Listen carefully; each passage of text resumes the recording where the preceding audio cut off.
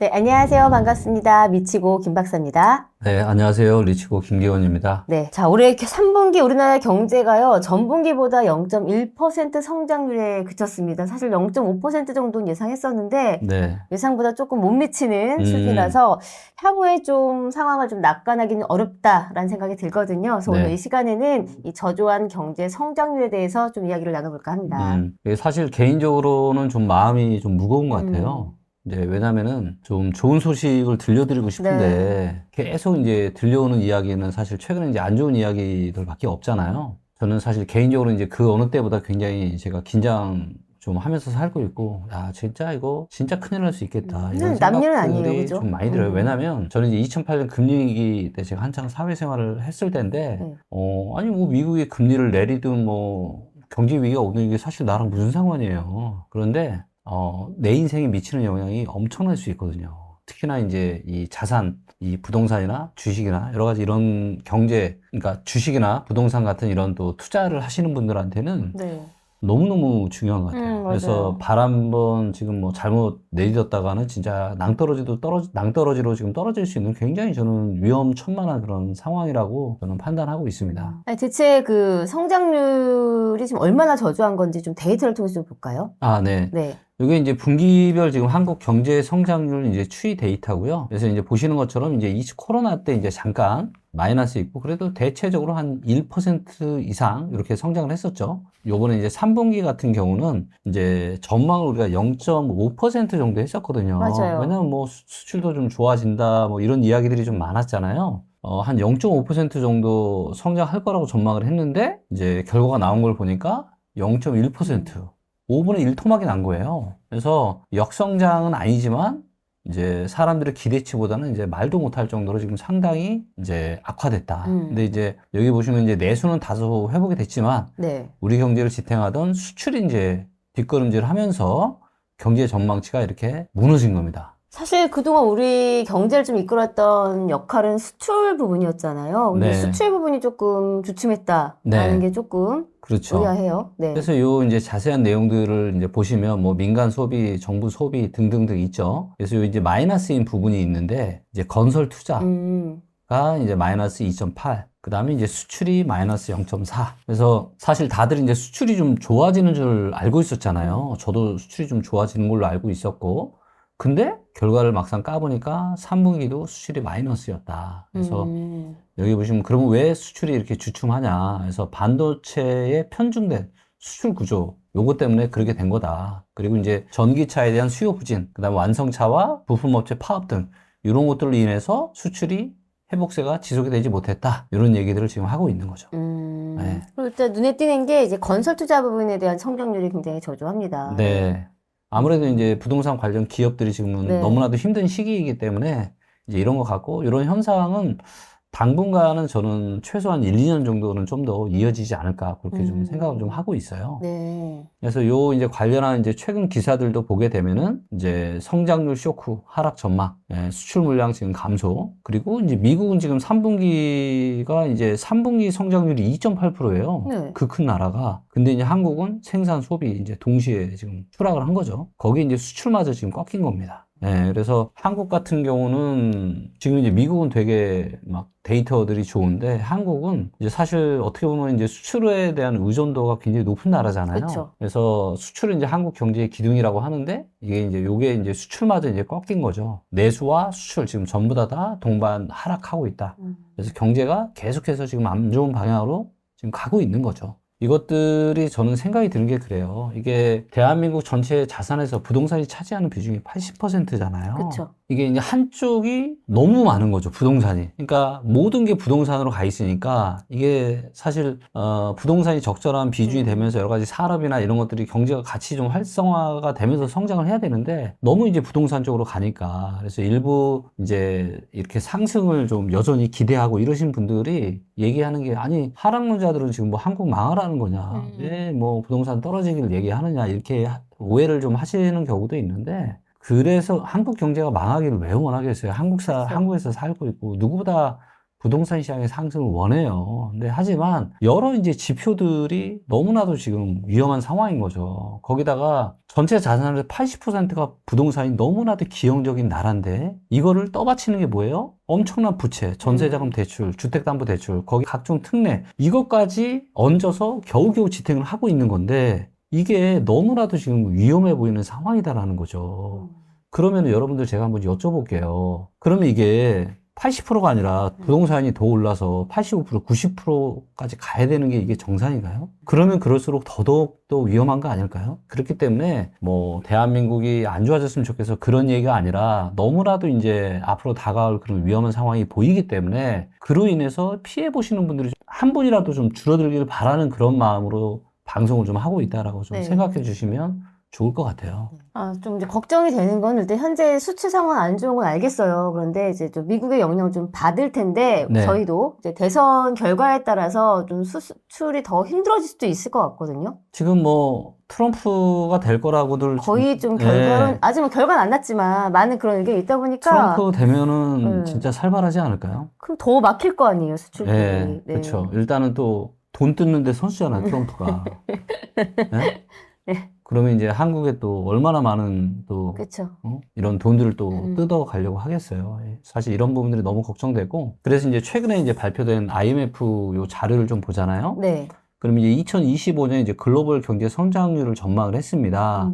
그래서 이제 여기 2024년 7월과 10월에 한 거, 그 다음에 내년에 7월과 10월에 어떻게 될지를 보여주는 거예요. 자, 근데 보시면 세계는 거의 변함이 없죠. 그 다음에 미국은 조금 떨어질 걸로 지금 전망하고 있죠. 네. 2.6, 2.8인데 내년에 1.9, 2.2. 그리고 유로존 같은 경우는 좋아지죠, 내년에. 일본도 좋아지죠. 네. 영국도 좋아지죠. 한국은 어때요? 한국은 안 좋아집니다.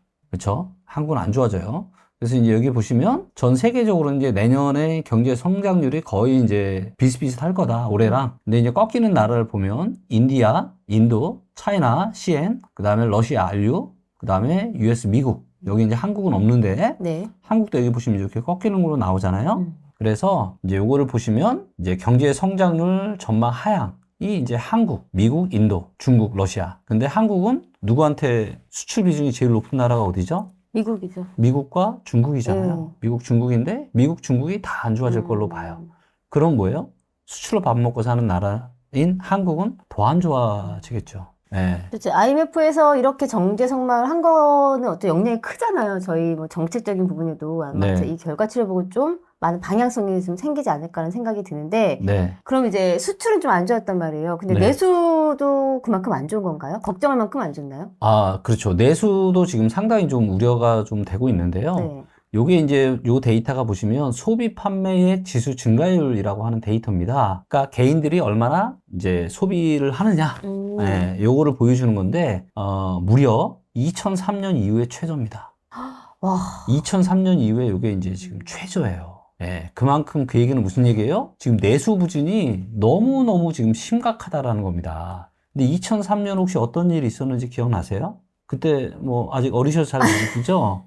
예, 2003년에 예, 네. 카드 대란이 있었어요. 그래서 그때 막 2002년 막 이럴 때 그냥 학생들도 막 아무나 막 신용카드 다 카드 해주고 깡할 때. 예. 그래가지고 그것 때문에 난리가 났었고 그것 때문에 이제 경매도 엄청 많이 증가를 했었는데 이제 보시면은 그때보다 지금 더 심각한 거예요. 근데 지금은 무슨 뭐 대란이니 뭐 금융위기니 뭔가 그런 게 아직 안 터졌잖아요. 그쵸. 그러니까 이게 저는 너무나도 무서운 게 뭐냐면은 아직 뭔가 위기가 오거나 뭔가 대란이 오거나 뭔가 큰일이 난 건 아닌데 지금 우리를 둘러싸고 있는 이 환경을 보면은 그때보다 더 안 좋아요. 근데 만약에 이런 상황에서 뭔가 경기 침체까지 만약에 온다. 아, 그러면은 정말 저는 너무너무 지금 위험할 거라고 좀 보고 있어요. 네. 그렇게 치면은 조금 이제 안 좋잖아요. 경기가 안 좋고 이러다 보니까 조금 네. 활성화시키기 위해서 좀 금리를 좀 앞당겨서 낮춰야 되지 않냐라는 의견도 있긴 해요. 맞아요. 근데 또 한켠에서는 또 환율에 대한 문제가 있다 보니까 네. 이게 지금 정부에서는 어떤 거에 손을 들어야 돼서 어떻게 네. 조화를 해야 될지 이 음. 방향성이 좀 궁금하네요. 야, 아니 이제는 전문가 다 되신 것 같아요, 우리 미치군님. 말씀하시는 게 너무 전문적이십니다. 네. 그러니까 이러지도 못하고 저러지도 못하고. 그렇죠. 그러니까 경제가 지금 너무 어려우니까 금리를 사실은 낮춰야 그나마 경제에 조금 좋아질 거잖아. 활력을 불어넣을 수가 있는 건데 네. 이제 문제는 뭐냐면 지금 이제 환율 얘기가 또 나오고 있어요. 환율이 불과 얼마 전까지만 하더라도 이제 거의 한 1,300원까지 갔다가 지금 다시 거의 1,380원이거든요. 네, 1,400대면 위험하다고 하던데. 네, 네. 뭐 굉장히 이제 위험하다는 이런 얘기도 네. 있어요. 근데 만약에 금리를 여기서 내리잖아요. 네. 그러면 어떤 일이 생기냐면 한국하고 미국하고의 금리 차이가 더 커지겠죠. 그러면 어떻게 되는 거예요? 그러면은 환율이 올라갈 수가 있습니다. 네, 금리 차이가 커지면 그러다 보니까 이제 이러지도 못하고 저러지도 못하고. 네, 그래서 여기 이제 보시면 경기 부양을 위해서 금리를 인상하면 환율이 올라갑니다. 네. 그럼 이게 또 문제가 생길 수 있어요. 그렇다고 이제 환율 안정을 위해서 금리를 또 인상을 하자니 그러면 또 지금 안 그래도 힘들어 죽겠는데 경기 침체가 또 심화가 될 수 있겠죠.